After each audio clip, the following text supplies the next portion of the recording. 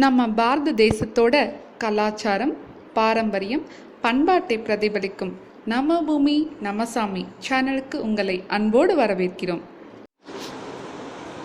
விநாயகர் சதுர்த்தி இவ்விழாவானது இந்துக்கள் மத்தியில் பெரும் மதிப்பிற்கு உரிய விழாவாகும்.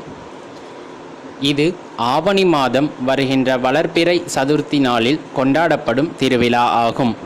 இது விநாயகரின் பிறந்த நாளாக நினைத்து கொண்டாடப்பட்டு வருகின்றது. மராட்டிய மன்னர் சத்ரபதி சிவாஜி அவர்களின் ஆட்சி காலத்தில் விநாயகர் சதுர்த்தி விழா மிகவும் சிறப்பாக கொண்டாடப்பட்டுள்ளதாக குறிப்பிடப்பட்டுள்ளது. அதன் பிறகு பீஷ்வாக்கள் ஆட்சி காலத்திலும் இவ்விழாவானது சிறப்பாக கொண்டாடப்பட்டுள்ளது என்று குறிப்பிடப்படுகின்றது. மகாராஷ்டிர மாநிலத்தில் இது ஒவ்வொரு குடும்பத்திலும் கொண்டாடப்படும் சிறப்பான குடும்ப விழாவாக கொண்டாடப்பட்டுள்ளது. அதில் விநாயகர் சிலையை வைத்து பூஜை செய்துள்ளதாகவும் குறிப்பிடப்பட்டுள்ளது.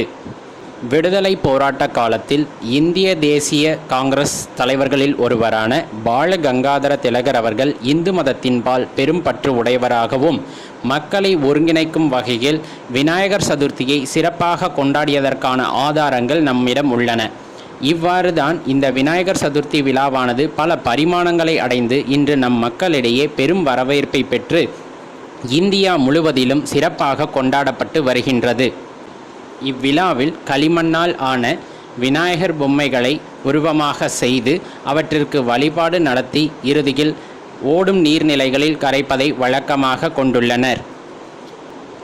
இந்த விழாவிற்கான புராண கதைகளாக கூறப்படுவது, தனது பாதுகாப்பிற்காக உமையால் பார்வதி அம்மை தனது உடலில் இருந்த அழுக்குகளை ஒன்று திரட்டி ஒரு உருவமாக செய்து அதற்கு உயிர் கொடுத்துள்ளார். அவரே விநாயகராக உருவு பெற்றுள்ளார். பார்வதி அம்மனை பார்க்க வந்த சிவனுக்கு விநாயகர் மறுப்பு தெரிவிக்கவே அவர் ஆத்திரம் கொண்டு அவ்விநாயகரின் தலையை துண்டித்துள்ளார். அதன்பின் உண்மையை தெரிந்து கொண்ட சிவபெருமான் தனது பூதகணங்களுக்கு, நீங்கள் செல்லும் வழியில் காணப்படும் முதல் உயிரினத்தின் தலையை கொண்டு வாருங்கள் என்று கூற, அதேபடி பூதகணங்களும் யானையின் தலையை அவர்கள் எடுத்து வந்துள்ளனர். அந்த தலையை விநாயகரின் தலைக்கு பதிலாக பொருத்தவே பின்னர் அதற்கு உயிரூட்டியிருக்கிறார் சிவபெருமான். இதை வெளியே வந்து பார்த்த பார்வதி தேவியோ பிள்ளை யார் என்று வினவியிருக்கிறார். இதுவே பிற்காலத்தில் பிள்ளையார் என்று பெயர் பெற்றுள்ளதாக கூறப்படுகின்றது.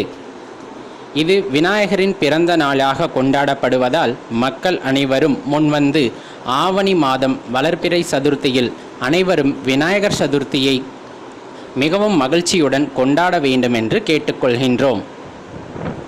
மேலும் தகவலுக்கு எங்கள் சேனலை மறக்காமல் சப்ஸ்கிரைப் பண்ணுங்கள். நன்றி.